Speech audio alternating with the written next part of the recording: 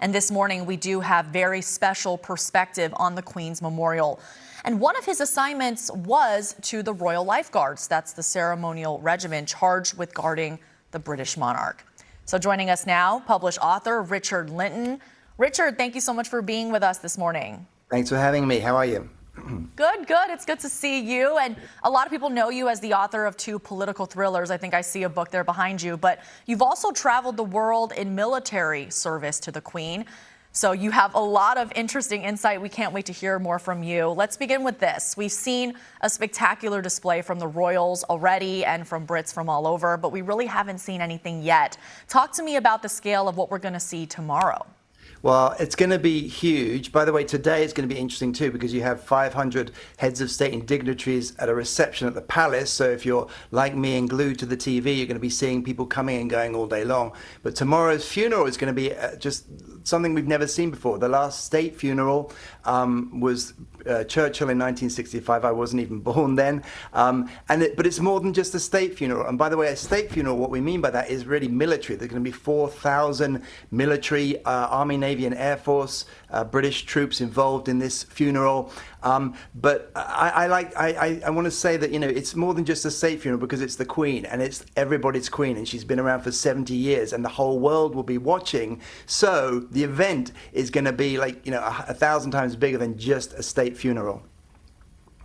And Richard, I think I saw Prince William himself was saying that his Queen Elizabeth would have been surprised to see the outpouring of support. Right. I think I saw David Beckham also waited in line, maybe 12 hours. Are you surprised to see so many people turn out and wait so long just for a quick moment? Yeah, I am. I mean, I'm even though I was in the military, I go back and forth over the years. Is it all worth it? Is it not worth it? Is it anachronistic?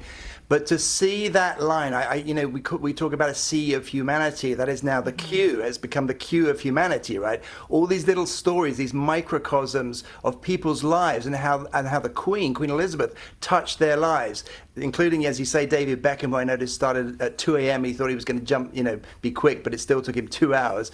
But for me, watching all these little stories, it's the people who have become one of the characters now in this incredible phenomena.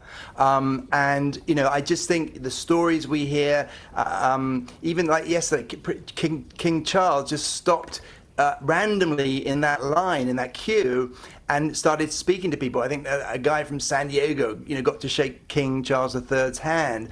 And it's almost a spiritual event, I think. I mean, I was watching there's a live feed that you can watch of people filing past the casket. And just to see the emotion that comes across on those people's faces. Everyone has a story. Everyone does something slightly different.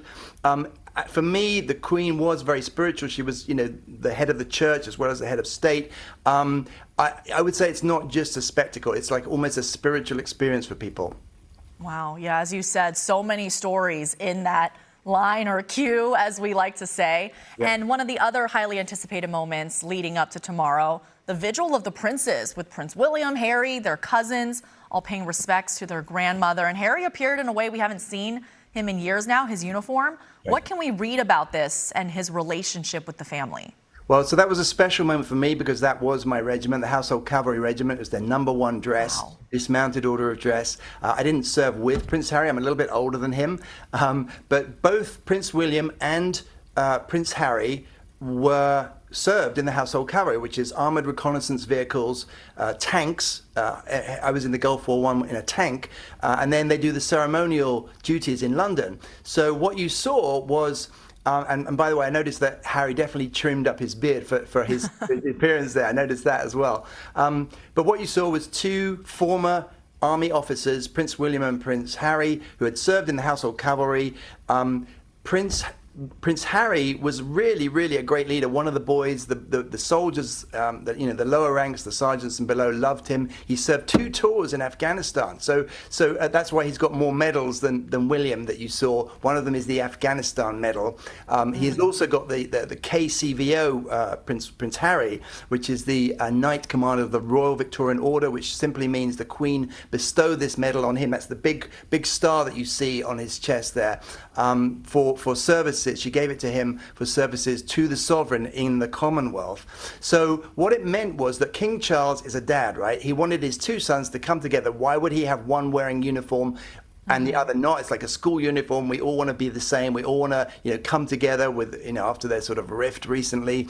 And it looks great. It's part of the spectacle.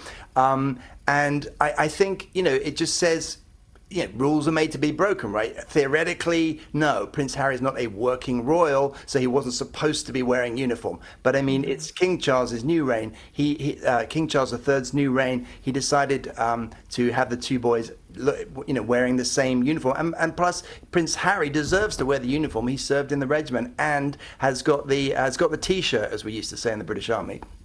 Definitely speaks a lot of volumes there. Richard Lyntton joining us this morning. Thank you so much. It's been so incredible getting your special insight as we watch all of these images play out. We'll talk to you later, Richard. And NBC News will have live coverage of the funeral of Queen Elizabeth II. That special report from London starts tomorrow morning at 5:30. NBC 10 News Today. We'll be right back.